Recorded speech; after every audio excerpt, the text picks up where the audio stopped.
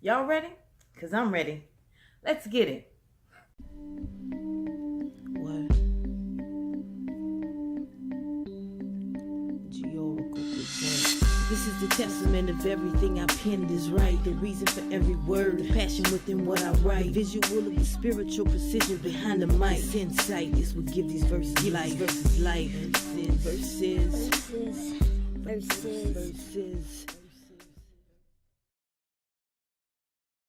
What's up, y'all? Welcome to Verses. I'm Georacle, and this is an in-depth explanation of just a few of my handpicked songs. I've gotten some really good and interesting feedback from some of these songs, and I thought it'd be nice to share it all with you. Today's song is going to be definitions. We're doing verse 1, and I'll put the words to verse 1 down below in the description box. Also, the link to the entire song so that you can listen to it on your leisure if you should choose. Don't forget to like, subscribe, and comment. Comments are important. I like to get the dialogue going. So if you're not too scared, leave a comment below. And let's see what we can engage into. So let's jump right into verse 1 of the song definitions. It begins, mind, M-I-N-D. The cultivation of thoughts on levels you couldn't conceive. The essence of your brain where three eyes created its face. The recluse of the insane whose actions cannot be traced.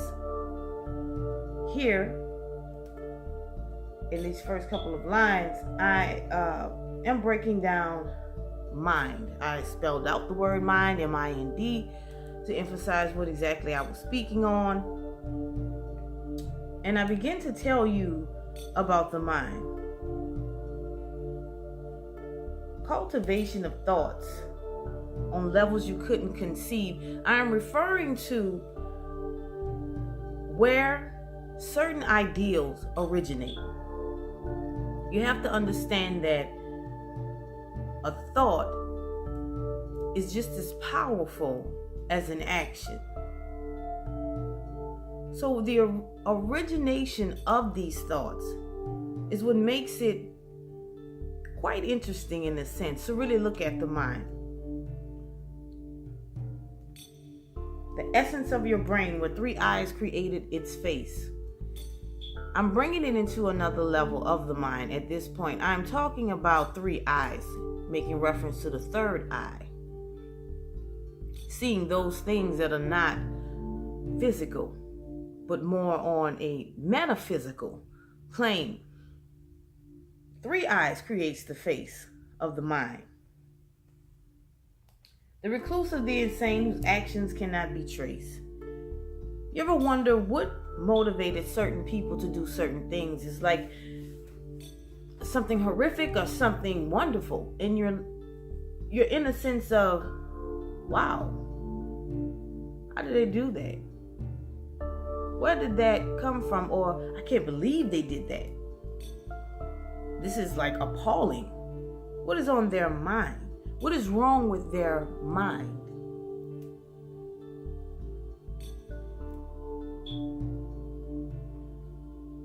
The mind, let's continue.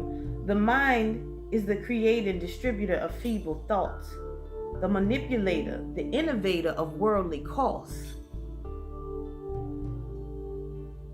Creating and distributing. This is what the mind does. The mind, as I just said a little while ago, originates things, and to distribute it, it leaves pieces of itself everywhere.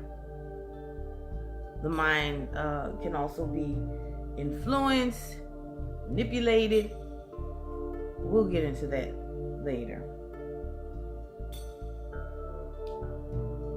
The mind confines everything that's weaker to it. If you don't believe me, check those who you think are foolish. Weak minds tend to be those that are like putty in a sense. They cannot resist certain intrusion. So therefore, to make it more relative to the listener, I say to check those who you think are foolish. Think about someone that you know, and that person, I don't want to say just has no mind, but that person seems to act in a weird way, or is not to a standard that you feel someone should be, which, hey, people do this all the time. Now I want you to think about the mind of that person. Think about its stability and its ability to function on its own, without direction, without clues, without emphasis or pushing, swaying to a certain conclusion, to a certain chapter within their life. That is the example that I can give you, because I don't know who you're thinking about. There's no way possible I can know who you're thinking about. But that is the example of that verse. The mind confines everything that's weaker to it. You don't believe me? Check those who you think are foolish. The next line reads, the mind is the conscious and subconscious entwined. The mind can very well be seen to some as divine. Some hold the mind in a very high regard. They examine, they review, they decide they want to cut grass right now, but you have entire entities that examine, re-examine, and study the mind. Just keep that in mind. No pun intended. Take heed to this rhyme as it functions within all of your thoughts. Its occipital depths are what your cerebellum confronts. Occipital, cerebellum, these are portions of the brain. And the depths of what your occipital lobe is receiving, meaning what you see, is what your cerebellum confronts. Your cerebellum functions as that you don't consciously need to do anything. It's just second nature, like breathing, blinking, things of that nature. The mind is the analytical, equational breakdown. It feeds false emotions to enable its takedown.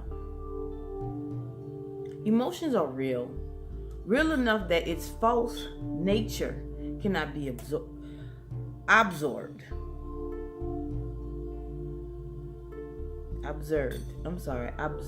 cannot be observed. And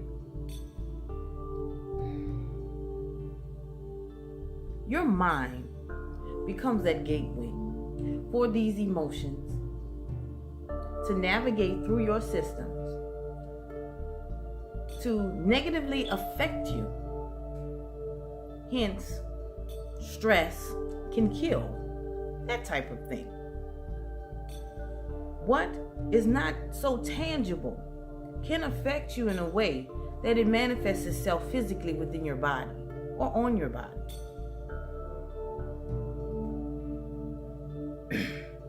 The mind can be your enemy, so please be aware.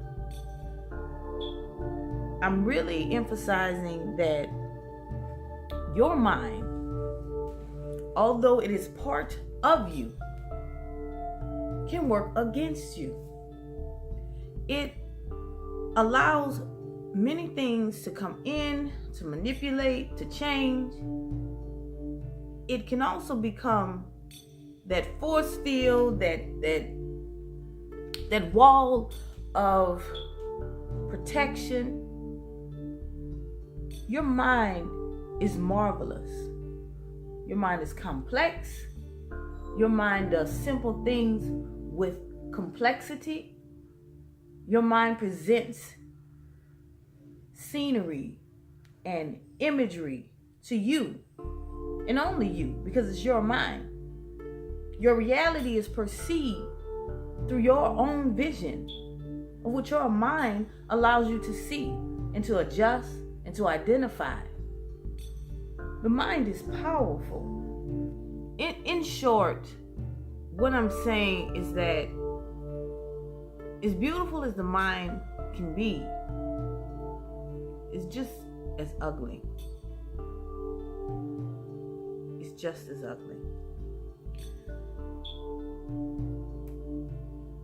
Your spirit knows your mind.